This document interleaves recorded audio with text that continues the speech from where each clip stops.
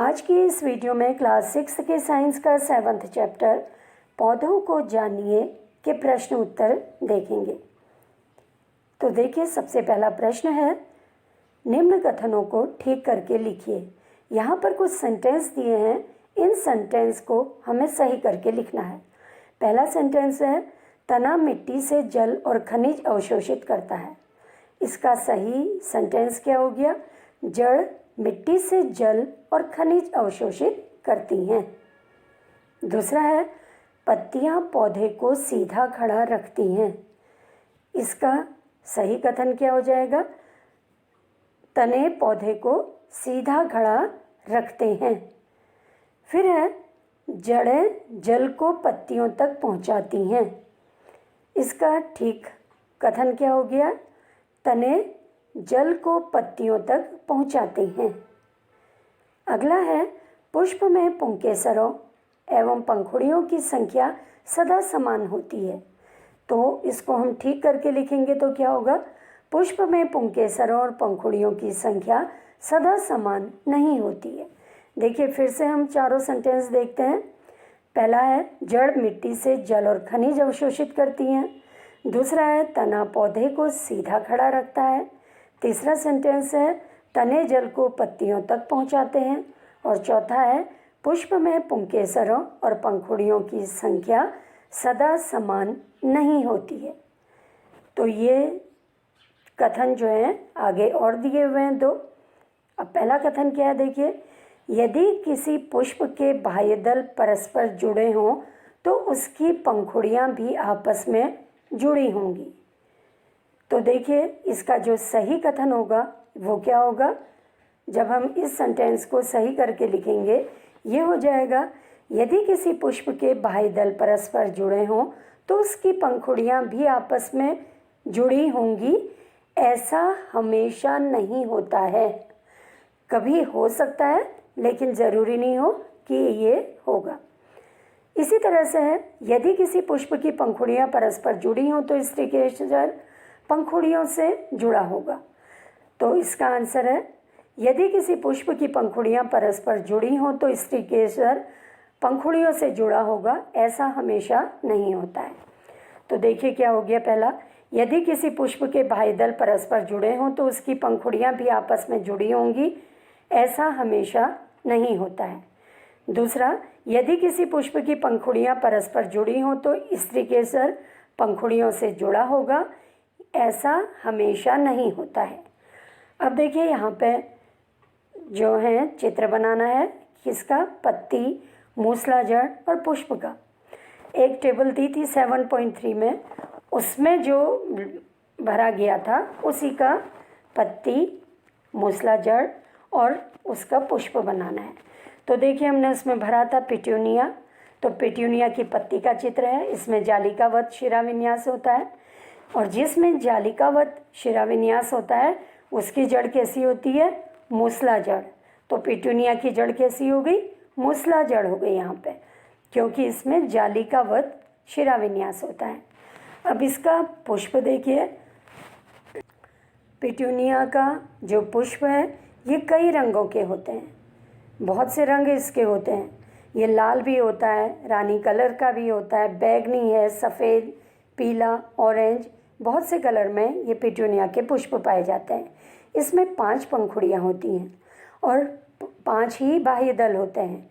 बाह्यदल एक दूसरे से जुड़े नहीं रहते हैं, लेकिन पंखुड़ियाँ आपस में एक दूसरे से जुड़ी हुई होती हैं।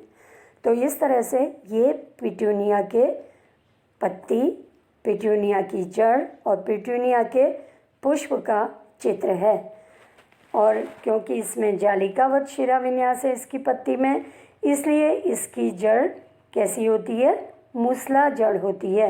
मूसला जड़ माने एक मुख्य जड़ और उससे बहुत सी शाखाएं निकली रहती हैं। फिर है प्रश्न, क्या आप अपने घर के आसपास ऐसे पौधे को जानते हैं जिसका तना लंबा परंतु दुर्बल हो? इसका नाम लिखिए। आप इसे किस वर्ग में रखेंगे? देखिए, हमारे घर में या हमारे घर के आसपास मनी प्लांट और पान के पौधे होते हैं। तो मनी प्लांट, पान का तना लंबा होता है परंतु दुर्बल होता है। ये आरोही वर्ग में आते हैं। आरोही वर्ग मतलब इनको ऊपर चढ़ने के लिए किसी सहारे की ज़रूरत होती है। जैसे चित्र में दिख रहा, देखिए मनी प्लांट और पान है, इनकी बेल कैसे चढ़ती है, किसी सहारे की सहायता से चढ़ती है। तो ये किस वर्ग में आ गए, आरोही वर्ग में आ गए। इसके तने इतने लंबे होते हैं और पतले होते हैं कि वो सीधे खड़े नहीं हो सकते हैं, क्योंकि इसके तने दुर्बल हैं बहुत, तो सीधे खड़े नहीं हो सकते। इसलिए इनको ऊपर चढ़ने के लिए किसी सहारे की ज़रूरत होती है, इसलिए इसको आरोही वर्ग में रखा जाता है। तो इसी तरह से और भी कई पौधे होते हैं जिनके तने लंबे होते हैं लेकिन दुर्बल होते हैं। अब देखिए पौधे में तने का कार्य, क्या कार्य होता है पौधे में तने का। सबसे पहला, ये पौधे को सीधा खड़ा रखता है। दूसरा, यह शाखाओं, पत्तियों, फूलों और फलों को धारण करता है। तीसरा, तना पानी और खनिजों को जड़ों से प्राप्त कर ऊपरी हिस्सों में पहुंचाता है। चौथा, यह पत्तियों में तैयार भोजन को पौधे के सभी भागों तक पहुंचाता है। जड़ों से क्या होता है, पानी अवशोषित होता है और वो पानी तने में जाता है। जड़ों में भी जाइलम ऊतक है, तने में भी जाइलम ऊतक है, और ये जाइलम ऊतक के द्वारा पानी तने से ऊपर तक पहुंचता है। इसी तरह से तने में फ्लोएम ऊतक भी होता है। पत्तियां जो भोजन बनाती हैं वो तने के फ्लोएम के द्वारा पौधे के प्रत्येक हिस्से में पहुंचता है। तो इस तरह से ये तने के मुख्य कार्य हैं। मुख्य क्या हो गए, ये तने पौधे को सीधा खड़ा रखते हैं। फूल, पत्तियां, फल, शाखाएं तने में ही उगती हैं। ये पानी को पत्तियों तक या पौधे के ऊपरी हिस्से तक पहुंचाता है, और साथ ही तने क्या करते हैं, पत्तियों में जो भोजन बना हुआ है उसको पौधे के हर भाग तक पहुंचाते हैं। फिर है प्रश्न, निम्न में से किन पत्तियों में जालिका रूपी शिरान्यास पाया जाता है। तो देखिए जालिका रूपी शिरान्यास किस में होता है, तुलसी के पौधे में, धनिये में और गुड़हल में। आपने इनकी पत्तियां देखी होंगी, ये हमारे आसपास होते हैं, हम इनको इस्तेमाल भी करते हैं। इनमें पत्ती में क्या होता है, एक मुख्य शिरा होती है और मुख्य शिरा से कई शाखाएं निकलती हैं। उन शाखाओं से फिर और शाखाएं निकलती हैं और जालीनुमा संरचना बनाती हैं। इसीलिए इसको क्या कहते हैं, जालिका रूपी शिरान्यास कहते हैं। तो ये जो दिए हैं इसमें से किसमें है जालिका रूपी शिरान्यास, तुलसी, धनिया और गुड़हल की पत्तियों में जालिका रूपी शिराविन्यास पाया जाता है। अब देखिए प्रश्न है, यदि किसी पौधे की जड़ रेशेदार हो तो उसकी पत्ती का शिराविन्यास किस प्रकार का होगा। तो देखिए यदि किसी पौधे की जड़ रेशेदार हो या झकड़ा जड़ इसको कहते हैं, तो क्या होगा, उसकी पत्तियों में समांतर शिराविन्यास होगा।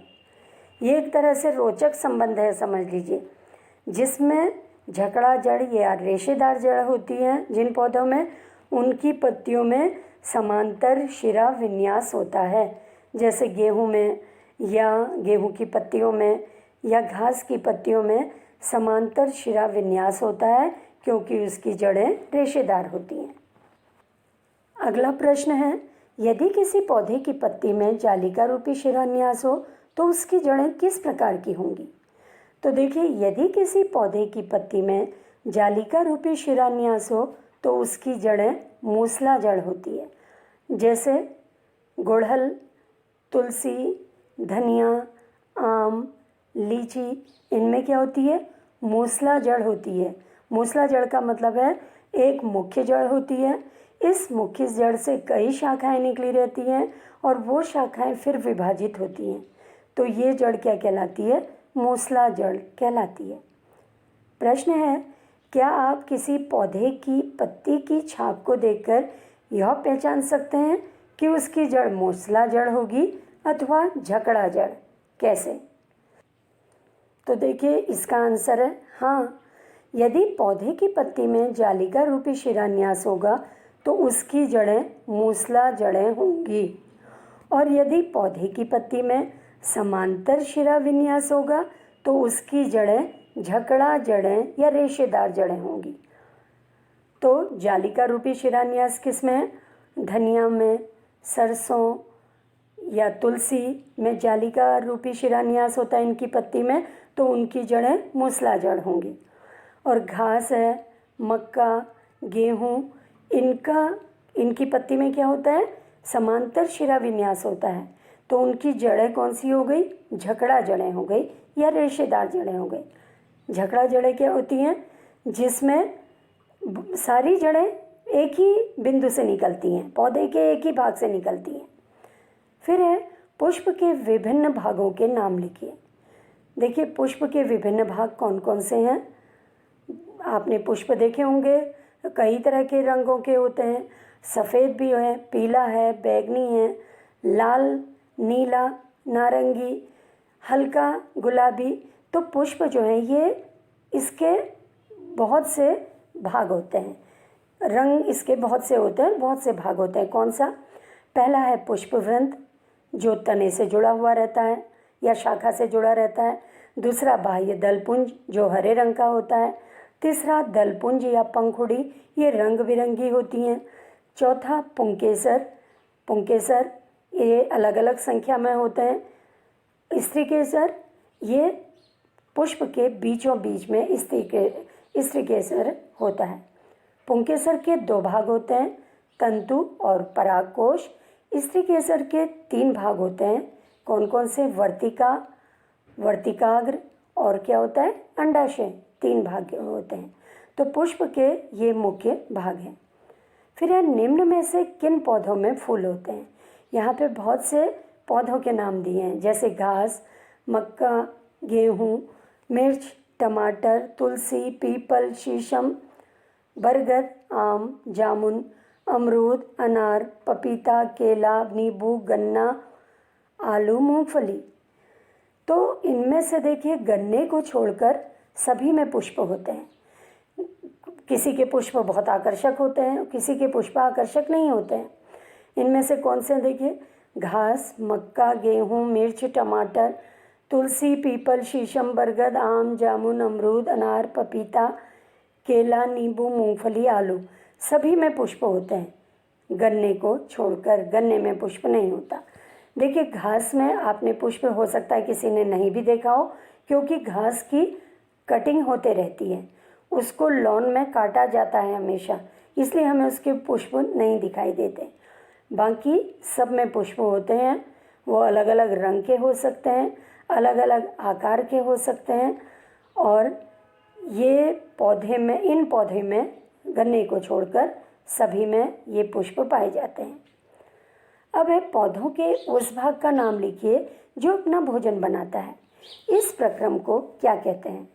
आप सबको मालूम होगा, पौधे की पत्तियां अपना भोजन स्वयं बनाती हैं, क्योंकि पत्तियों में क्लोरोफिल होता है, जो सूर्य के प्रकाश की उपस्थिति में वायुमंडल से कार्बन डाइऑक्साइड और मिट्टी से जल लेकर अपना भोजन स्वयं बनाता है। भोजन बनाने की प्रक्रिया प्रकाश संश्लेषण कहलाती है। प्रकाश संश्लेषण या फोटोसिंथेसिस इसको कहते हैं। प्रकाश संश्लेषण का मतलब होता है सूर्य के प्रकाश की उपस्थिति में भोजन का बनाना प्रकाश संश्लेषण कहलाता है। इसी तरह से फोटोसिंथेसिस, फोटो माने प्रकाश, सिंथेसिस माने संश्लेषण। तो इस तरह से ये क्रिया क्या कहलाती है? पत्तियों के द्वारा भोजन बनाने की क्रिया फोटोसिंथेसिस या प्रकाश संश्लेषण। फिर है प्रश्न, पुष्प के किस भाग में अंडाशय मिलता है? देखिए पुष्प में बीचों बीच में एक भाग होता है, मुख्य भाग, स्त्रीकेसर। तो पुष्प के स्त्रीकेसर वाले भाग के निचले हिस्से में अंडाशय होता है। अंडाशय क्या होता है? थोड़ा फूली हुई रचना होती है, और ये स्त्रीकेसर के निचले हिस्से में अंडाशय होता है, और यहीं पे बीजांड होता है, जहाँ पर बाद में बीज का निर्माण होता है। तो इस तरह से हम कह सकते हैं पुष्प के मध्य भाग में जो स्त्रीकेसर होता है, स्त्रीकेसर के निचले भाग में अंडाशय होता है। प्रश्न है, ऐसे 2 पुष्पों के नाम लिखिए जिनमें से प्रत्येक में संयुक्त और अलग अलग बाह्य दल हो। तो आंसर है, देखो धतूरे के फूल में संयुक्त और गुलाब में अलग अलग बाह्य दल होते हैं। देखिए, बाह्य दल फूल के सबसे बाहरी भाग होता है, और जब ये कली होती है, पंखुड़ियाँ या पुष्प के जो अन्य भाग हैं, स्त्रीकेसर और पुंकेसर, ये बाह्य दल के अंदर बंद होते हैं। तो बाह्य दल क्या करता है, कली की स्थिति में जो पंखुड़ियाँ हैं, पुंकेसर है, स्त्रीकेसर है, इनकी सुरक्षा का कार्य करता है।